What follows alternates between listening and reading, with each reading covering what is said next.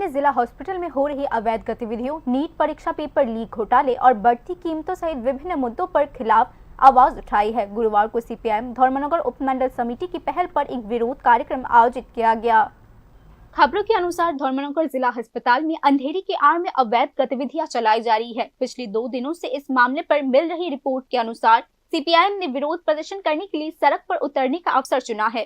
CPIM उपमंडल समिति के तत्वावधान में जिला अस्पताल में अवैध गतिविधियों को तत्काल रोकने और स्वास्थ्य सेवाओं में सुधार की मांग को लेकर एक विरोध रैली आयोजित की गई।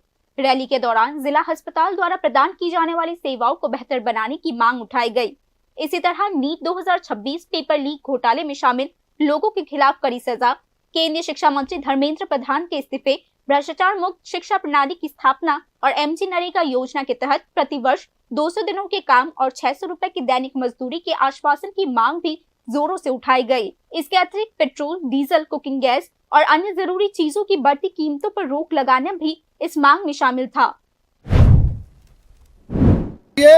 सामग्रिक भावे दुर्नीति मुक्त शिक्षा व्यवस्था प्रणयनेर जन्य छात्रদের শিক্ষার মূল্যায়নের জন্য সঠিক মূল্যায়নের জন্য রেগা শ্রমিকদের কাজের জন্য মজুরি বৃদ্ধির জন্য শ্রম দিবস বাড়াবার জন্য আর এই ধর্মনগর উত্তর ত্রিপুরা জেলা হাসপাতালে পর্যাপ্ত বিশেষজ্ঞ চিকিৎসক, নার্স, স্বাস্থ্যকর্মী সহ পরিবেশ পরিস্থিতি এবং পরিষেবাটাকে আরো বেশি উন্নত করবার দাবি নিয়ে আমাদের আজকের এই বিক্ষোভ কর্মসূচি।